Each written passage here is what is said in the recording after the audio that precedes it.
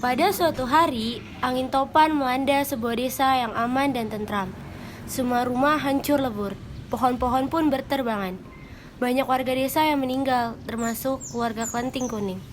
Ayah dan ibunya meninggal karena tertimpa pohon kelapa yang tumbang.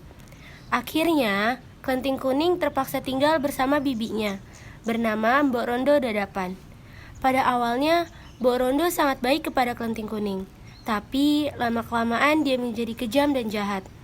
Begitupun dengan sepupu-sepupu Kelenting Kuning, yaitu anak dari Mbok Rondo Dadapan. Mereka adalah Kelenting Abang, Kelenting Ijo, dan Kelenting Biru. Mereka sering memusuhi Kelenting Kuning dan menganggapnya sebagai budak. Kelenting kuning, ambilkan air es untukku dong, cepat ya. Iya Bu, sebentar. Ini Bu airnya. Lama sekali, kenapain kamu? Malas-malasan pasti. Enggak Bu, kan tadi katanya mau dibikinin ayam goreng, itu lagi saya buatin. Alasan aja. Duh, anak-anakku di mana ya? Biasa jam segini sudah berdandan cantik. Siapa tahu ada pangeran datang yang meminang. Bu, ada berita menghebohkan. Iya, pokoknya kita harus segera berangkat. Iya Bu, kita minta uangnya dong buat perjalanan Iya, jauh. Bu, aku juga. Sebentar. Ini ada apa buru-buru banget tuh kalian pengen sih keluar rumah? Ya, Simbo mah makanya jangan di rumah terus, jalan-jalan dong kayak kita. Ya nggak? Ngapain kamu ketawa? Maaf Bu, keceplosan. Alah, kamu ini ya. Undangan dari kerajaan. Wah, sepi nggak ada orang. Kita pulang aja yuk. Tunggu sebentar. Siapa kalian? Apa sih kamu kaget Simbo aja? Aduh Bu, ini kan pawang kerajaan. Mereka datang membawa undangan untuk kita. Pangeran Raja Lumut kan mau mencari istri, ya gak? Iya betul. Wah, kok tahu saudara kita belum ngasih undangan? Tahu dong, kan kita selalu tahu gosip-gosip terbaru. Jadi ya, itu deh. Wah, pakai kerjaan ini bisa aja. Ini undangan. Datang ya. Saya yakin salah satu dari kalian pasti bisa mencuri hati pangeran. Kalau aja sama pangeran, ya sama saya aja. Ih, ngaca dong. Bapak Ngawal sama Putri boleh ikut kan? Iya boleh. Kenapa? Kamu ikut juga? Tidak bisa. Kamu terus di rumah, jaga rumah, beres-beres, cuci piring, pokoknya gak ada cari segala. Hah? Kok? Gak boleh protes. Tahu lagi mau ikut-ikutan aja. Sana masuk. Akhirnya, Kelenting Kuning lari dan menuju ke empang. Biasanya dia selalu merenung di empang dan ditemani oleh angsa sahabatnya. Di sana, Kelenting Kuning selalu berkeluh kesah dengan seekor angsa sahabatnya. Kelenting Kuning segera bercerita tentang keadaannya kepada sang angsa sahabatnya.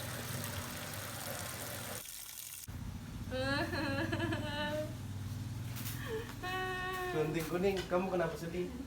Aku tidak diperbolehkan pergi ke pesta kerajaan angsa karena Simbo menyuruhku untuk membereskan rumah. Kalau belum selesai tidak boleh pergi.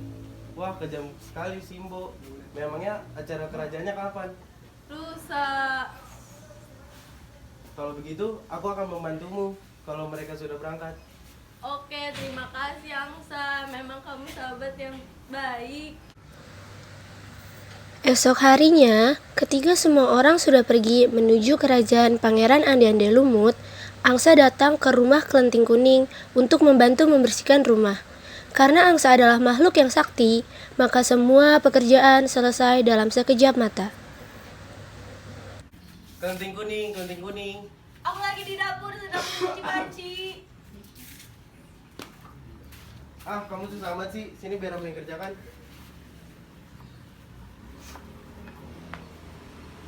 Wah, kamu hebat sekali. Semua cucian sudah rapi dan bersih. Kalau begitu aku akan pergi ke kerajaan sekarang ya. Tunggu dulu. Ini aku kasih obat. Obat apa ini?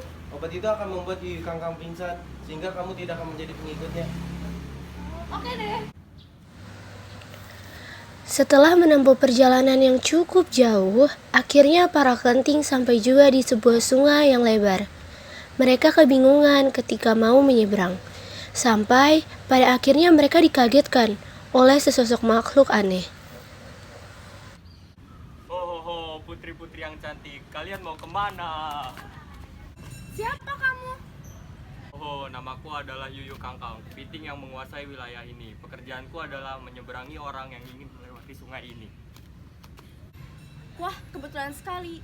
Kami ingin menyeberang. Kami diundang untuk datang ke pesta acara Pangeran Ande-Ande Lumut di kerajaan. Weleh. Ternyata kalian ingin menyeberang, namun kalian harus memberikanku sebuah imbalan. Apa imbalannya?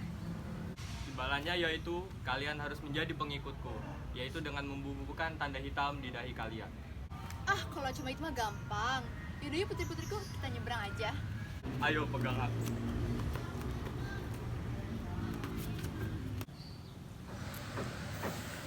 Setelah kepergian Kelenting Ijo, Kelenting Abang, Kelenting Biru, dan juga Mbok Rondo, Yuyu Kangkang merasa senang karena pengikutnya bertambah. Kemudian, dia pun melihat kedatangan Kelenting Kuning. Akhirnya aku dapat pengikut yang banyak. Wah, apa tuh? Sepertinya di sana ada putri yang cantik lagi. Sepertinya dia mau menyeberang juga. Cantik, namaku adalah Yuyu Kangkang.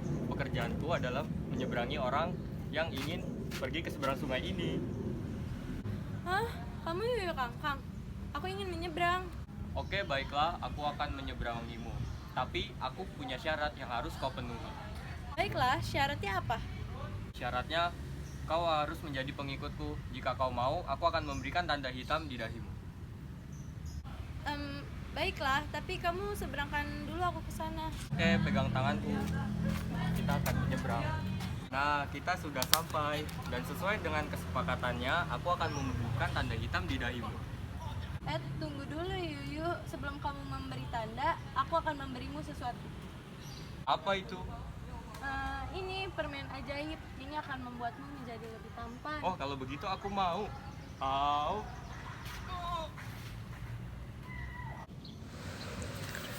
Kelenting Abang, Kelenting Ijo, Kelenting Biru, dan Mbok Rondo akhirnya sampai di istana Ande-Ande Lumut. Mereka segera memasuki istana untuk menemui ratu dan raja. Baginda Raja, Baginda Ratu. Selamat datang di kerajaanku. Raja, Ratu, di mana Pangeran Ande-Ande Lumut? Iya, kami sudah terkenal akan kecantikan kami. Kami yakin Pangeran Ande-Ande Lumut akan suka pada kami. Aku di sini.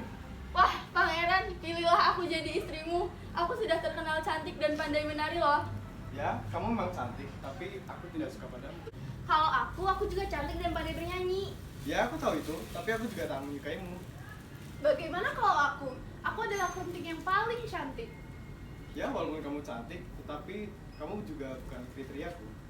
Ah, apa pangeran suka wanita yang lebih tua? Kalau begitu, bagaimana dengan saya? Aduh, Halo, permisi. Apakah saya bisa bertemu dengan Pangeran Ande-Ande Lumut? Wah, siapa dia? Cantik sekali. Loh, kelenting kuning, ngapain kamu di sini? Memang tugas di rumah sudah selesai. Pulang sana. Kamu datang, suasana jadi kacau kan? Pulang aja sana. Kamu nggak pantas di sini. tunggu dulu. Kamu siapa kamu? Kelenting kuning. Ibu, putri ini menarik perhatianku. Dia cantik dan dia tidak mempunyai tanda hitam di dahinya. Ya benar, semua kelenting mempunyai tanda hitam, kecuali kelenting kuning. Hah? Tanda hitam? Setiap yang punya tanda hitam berarti itu pengikut Yuyu Kangkang. Karena kelenting kuning tidak memiliki tanda hitam di dahinya, maka aku memilih kelenting kuning. Hore! Loh, memang kenapa dengan tanda hitam di kepala kita? Ini kan kita hanya menandakan sebagai pengikut Yuyu Kangkang. Iya, itu kan bukan hal yang besar. Ah, bukan masalah besar katamu. Apa kau tidak pernah mendengar cerita bahwasannya Yuyu Kangkang suka menandai calon istrinya dengan tanda hitam di dahinya? Hah? Ya benar, kalian semua adalah calon istri Yuyu Kangkang.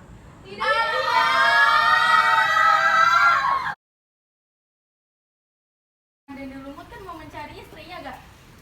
Ya, betul. Salah satu dari kalian pasti ada yang bisa menarik perhatian dari pangeran. Ya tahu dong, kan kita selalu tahu-tahu gosip terbaru. Salah. Kok tahu-tahu? Tahu lagi itu pendek. Tidak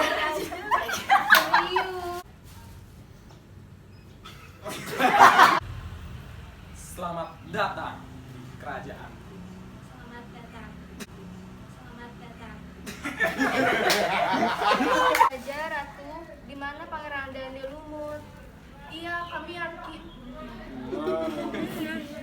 pohon rezeki. Kenapa sih tengil banget mukanya? Gue kesel. Halo, permisi. Apakah saya bisa? Ya udah, gue pergi aja dah. Pergi aja. Hai Azhar. Suasananya jadi kacau. Ayo sana. Ah, kamu datang suasananya jadi kacau kan? Pulang aja sana. Ayo. Mau duluan. 3, 2. Kalau besar. Hah? Bukan hal yang besar, Kawara. Ada apa?